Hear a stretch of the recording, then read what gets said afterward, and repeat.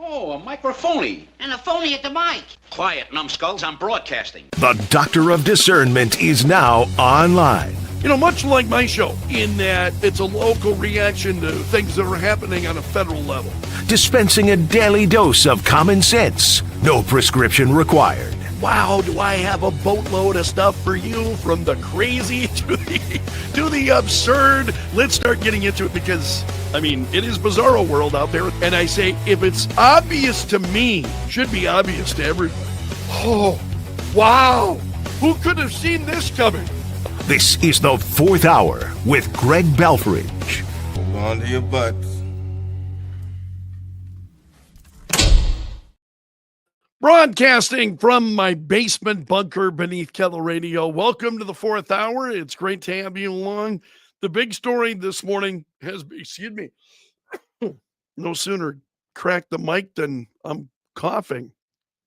My meds just really, I've been battling that quite a little bit. Okay, let's go to the New York Post. Let's take a look at the front page. End of an era. So Trump declaring an end of an age of terror and death, to raucous applause in Israel's parliament. And there are the red hats right here. You see the red hats that were being passed out that say Trump, the peace president, and meant, you know, following in the, and there is a better look right there. Trump, the peace president hats handed out during the president's address.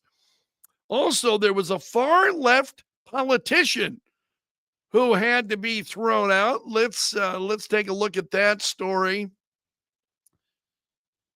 Interrupting the president's address, and this guy is got a history of, he's a far left, you know, just like we've got them in this country. Israel's got them as well. So a far left Israeli politician jeered as he loudly interrupted President Trump's address. Nobody could hear him. Nobody understood what he was saying. They just knew he was disruptive. You see security teams on top of him pretty quickly. There's the president. So, yeah, it was not immediately clear what he was yelling. He was bundled out by security. 2 cheers from the majority of excuse me. Sorry.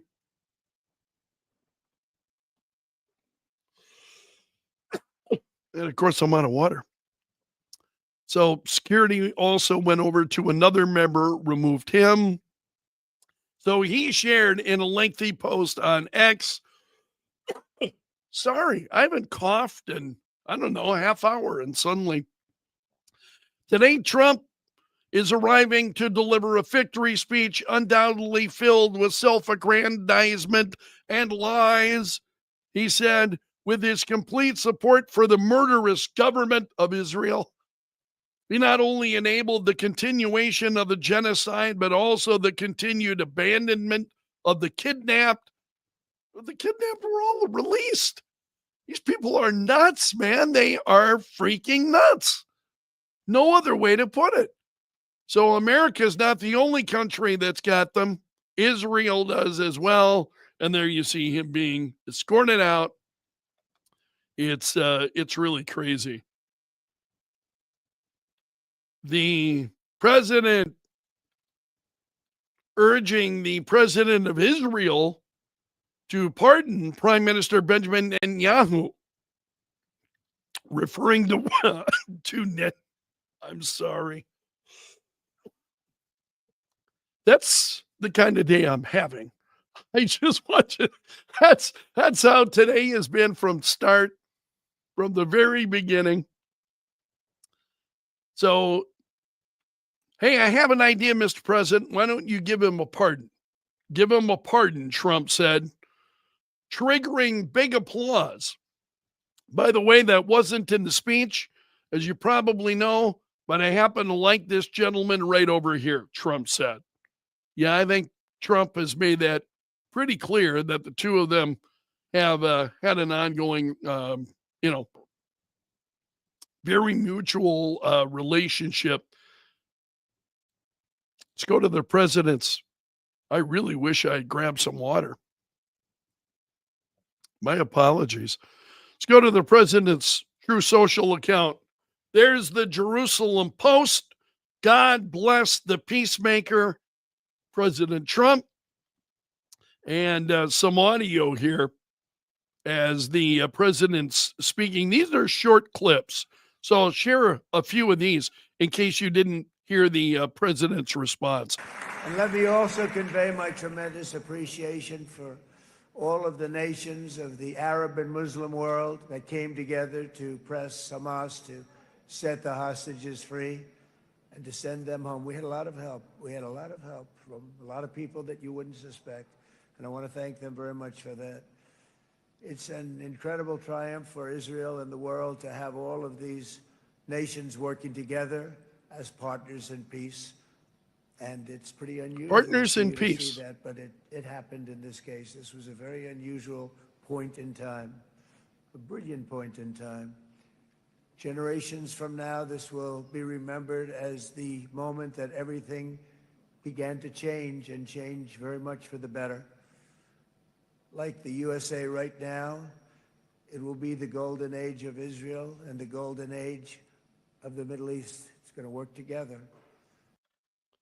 So there's more from the president here. This one's a bit shorter. This is not only the end of a war. This is the end of an age of terror and death, and the beginning of the age of faith and hope and of God. It's the start of a grand concord and lasting harmony for Israel and all nations. He spoke about God at soon length. Be a truly magnificent region. I believe that so strongly. This is the historic dawn of a new Middle East. So there you go. That's and there's more on the president's Truth Social page, but we'll leave that there. The I wanted to show you Fox. Excuse me. I'm really sorry. I don't know what's up with my voice this morning. Fox News has this story about the Israeli hostages being reunited with their families, and a number of different photos. Here's one. These are Israeli twin brothers who had been separated. Another one here. This man being reunited with his family, and they're all hugging him. This is the man right here. So they're all hugging him, happy to see him. Yeah, husband-wife team reunited.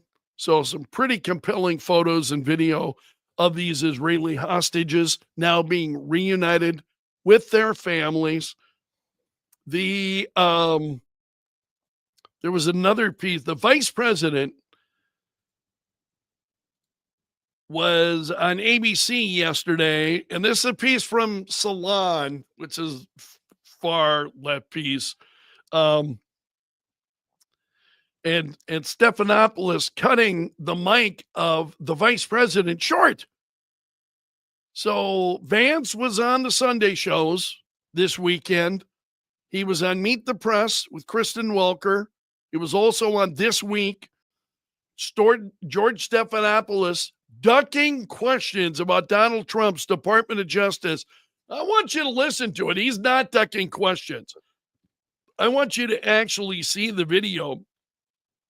It's been posted, and this is the vice president starts out with his response, and he's given plenty of time, and he runs up against a hard limit, but watch how Stephanopoulos has got to get in the last word. George, I saw media reports that Tom Homan accepted a bribe. There's no evidence of that. And here's, George, why fewer and fewer people watch your program and why you're losing credibility, because you're talking for now 5 minutes with the Vice President of the United States about this story regarding Tom Homan, a story that I've read about, but I don't even know the video that you're talking about. Meanwhile, low-income women can't get food because the Democrats and Chuck Schumer have shut down the government. Right now, we're trying to figure out how to pay our troops because Chuck Schumer has shut down the government. You are focused on a bogus story. You're insinuating criminal wrongdoing against a guy who has done nothing wrong instead of focusing on the fact that our country is struggling because our government's shut down.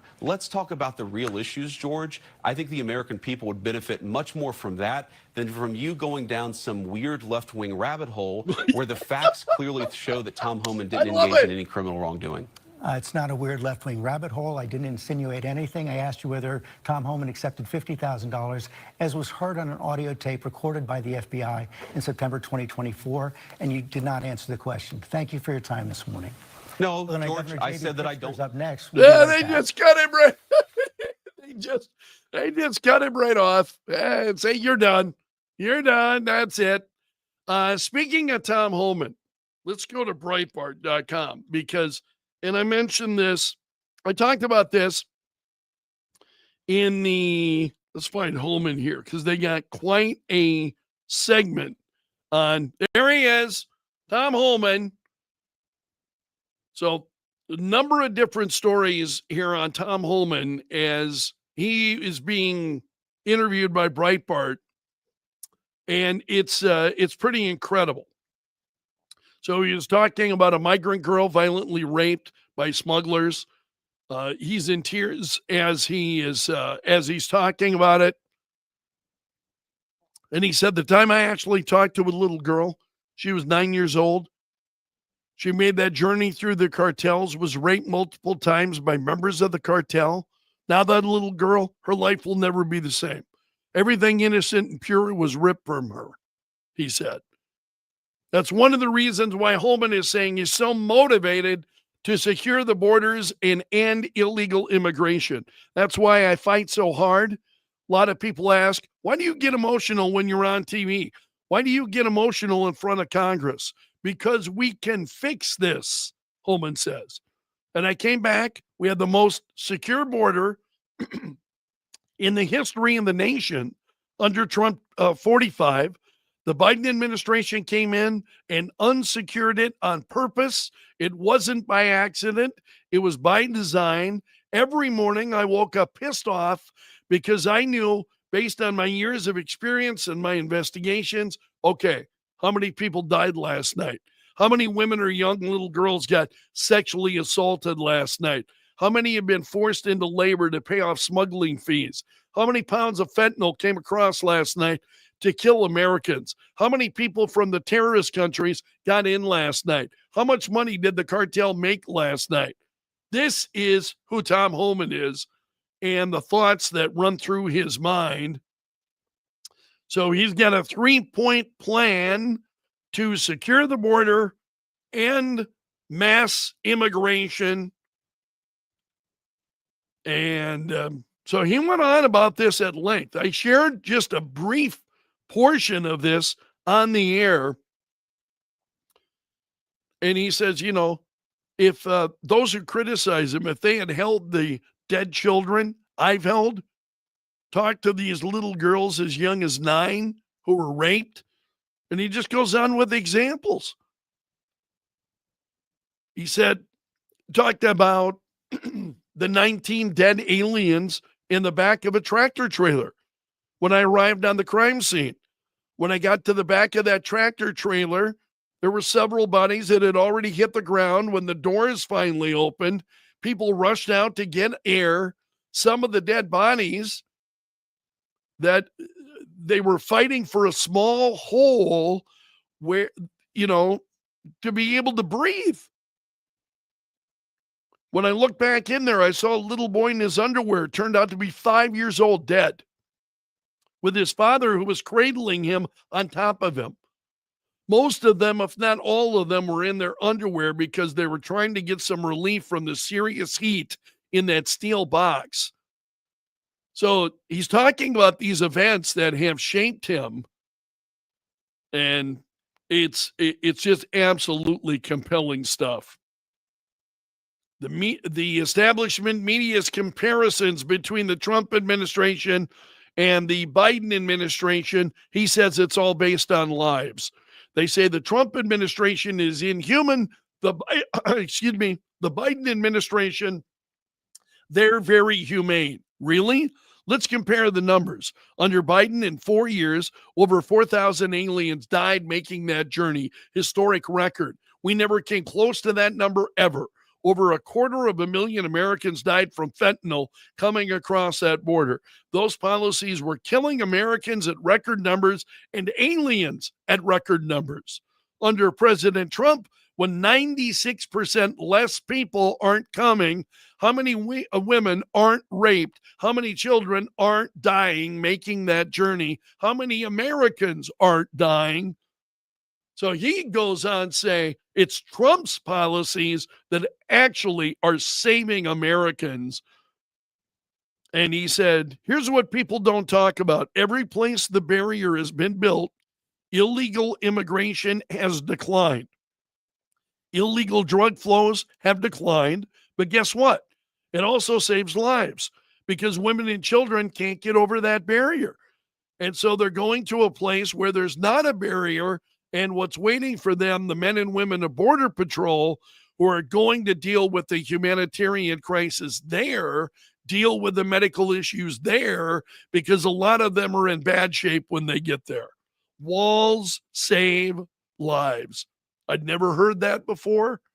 Pretty compelling argument in favor of the walls. And so then he's talking about Democrats and their reaction. But again, you'll find a number of these. This is at Breitbart.com. And scroll down the page and you'll find this whole section on Tom Homan, his response. What do the polls say? Majority support Trump's deportation. 2 new polls. New York Times asked if they approved of Trump's policy of deporting immigrants living in the United States illegally back to their home countries. 54% approved. That's at the New York Times. Man, can you imagine? New York Times poll of all places, they're saying that. But what's the other poll? Scroll down here. Yeah, I think that's it. Pretty crazy stuff. Pretty crazy stuff. I'm going to leave it there for today, my friend. Thank you so much for being here. That's a wrap from the bunker. You have made it to the end of the video, so you're part of my gallery of champions. Special salute to the Bunker Brigade. Those are the folks that are here each and every day and sharing their comments, sharing the video, liking the video, subscribing to the video. If you're not a subscriber of mine on YouTube, I hope you'll become one. So until tomorrow, my friend, I'm underground and gone.